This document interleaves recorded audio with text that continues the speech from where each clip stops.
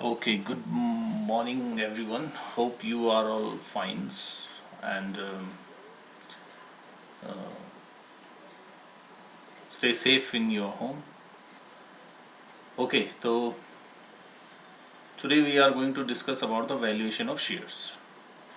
ठीक है कि हम शेयर्स की वैल्यू क्यों निकालते हैं, किस लिए निकालते हैं, what are the method we have use.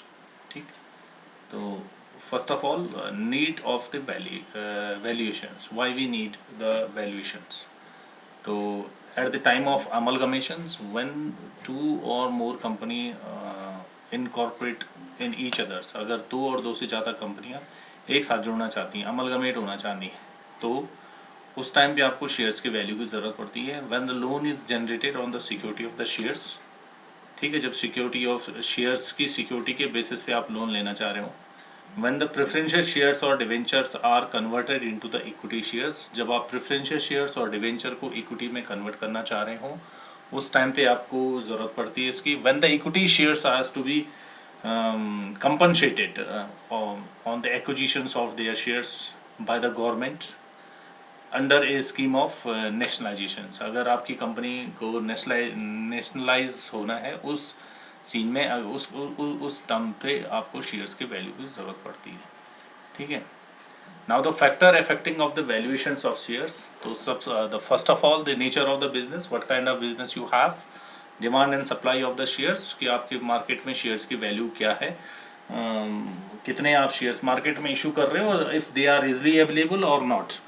ठीक है. गवर्नमेंट की पॉलिसीज़ क्या है, what are the policy of the government, and the past performance of the company, company का पास्ट परफॉर्मेंस क्या है उसके बेसिस पे, and growth prospective of the company, company का ग्रोथ प्रोस्पेक्टिव क्या है, क्या आपने टारगेट रखा है फ्यूचर में अपनी कंपनी के लिए.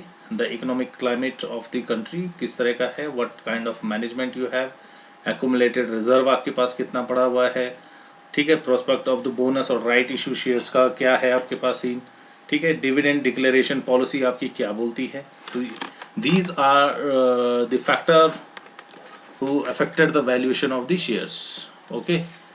Next the method of valuations of the shares. तो यहाँ पे हम तीन तरह का मेथड्स यूज करते हैं. पहले है नेट एसेट्स मेथड, जिसको intrinsic value of the shares बोलते हैं. सेकेंड वन है yield method.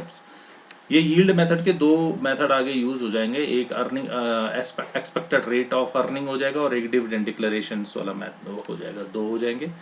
And last one is a fair value method, यानी कि इसमें हम दोनों चीज इंक्लूडेड करते हैं, intrinsic value of the shares and market value of the shares as well as both.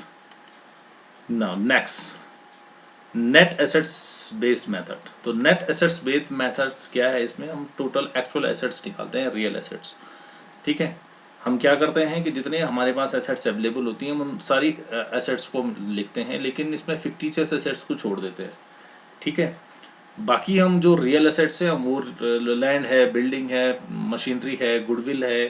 ठीक है. जो आपके पास कैश है, आपके पास स्टॉक है, आपके पास डेटर्स हैं, आपके पास डेप्टर्स हैं, बिल्स रिसीवेबल्स हैं, जो भी आपके पास रियल एसेट्स अवेलेबल हैं अपनी सीट में आप उनको लिखते हैं. उसमें से हम आउटसाइडर ऑफ द लायबिलिटी, जैसे आउटसाइडर ऑफ द लायबिलिटी हो गया आपका क्रेडिटर्स हो गया, आपने अगर बैंक से लोन लिया है तो उसका इंटरेस्ट हो गया या बैंक लोन हो गया. दूसरा आपके पास डिवेंचर अगर पड़े हुए हैं तो वो आपकी आउटसाइड ऑफ द लायबिलिटीज हो गई.